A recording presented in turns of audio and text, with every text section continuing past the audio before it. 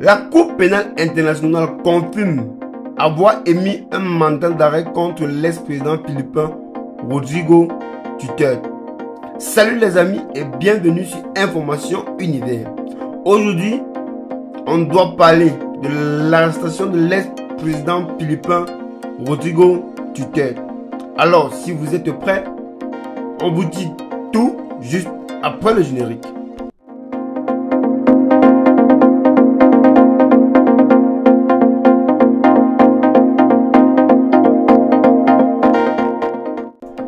La Cour pénale internationale a confirmé mardi avoir émis un mandat d'arrêt contre l'ancien président des Philippines, Rodrigo Duterte, pour des accusations de crimes contre l'humanité durant sa guerre meurtrière contre les stupéfiants.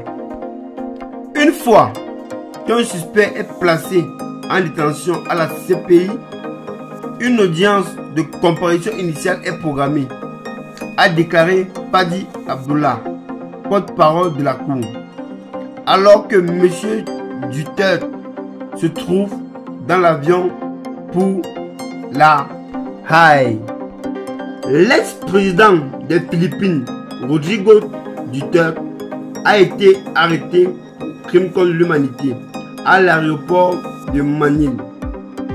Il était visé par un mandat d'arrêt international. L'ancien président des Philippines, Rodrigo Duterte, a été arrêté mardi après son atterrissage à l'aéroport de Manille, en application d'un mandat d'arrêt de la Cour pénale internationale pour sa guerre meurtrière contre la drogue, a indiqué la présidence. L'ancien président des Philippines de 2016 à 2022 est accusé de crimes contre l'humanité, de meurtre, pour la répression au cours de laquelle les groupes de défense des droits de l'homme estiment que des dizaines de milliers d'hommes, pour la plupart de pauvres, ont été tués par des policiers et des groupes d'autodéfense, souvent sans qu'il ne soit prouvé qu'ils étaient liés à la drogue. Tôt ce matin, Interpol Manille a reçu la copie officielle d'un mandat d'arrêt émis par la CPI, a indiqué la présidence dans un communiqué. Il est actuellement en détention.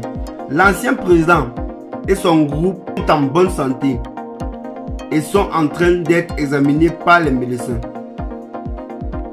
L'ancien président de 79 ans revenait d'un bref voyage à Hong Kong et venait d'atterrir à l'aéroport international de Manille. Un homme populaire s'exprimant devant des milliers de travailleurs philippins dimanche. L'ancien président avait condamné l'enquête traitant les enquêteurs de la CPI de fils de pute, tout en admettant qu'il accepterait s'il devait être arrêté. Les Philippines ont quitté la CPI en 2019 selon ses ordres, mais la Cour basée à Haye, aux Pays-Bas, a déclaré maintenir sa juridiction en ce qui concerne les meurtres qui se sont passés avant le retrait du pays, ainsi que pour des meurtres commis dans la ville d'Avo, à l'époque où M. Duterte était maire, avant qu'il ne devienne président.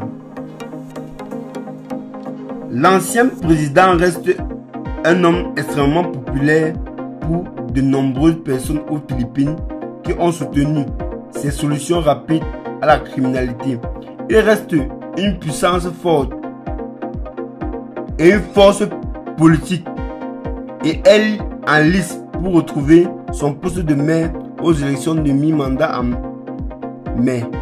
On arrive à la fin de cette vidéo. N'oubliez pas de vous abonner et d'activer la cloche de notification. À bientôt.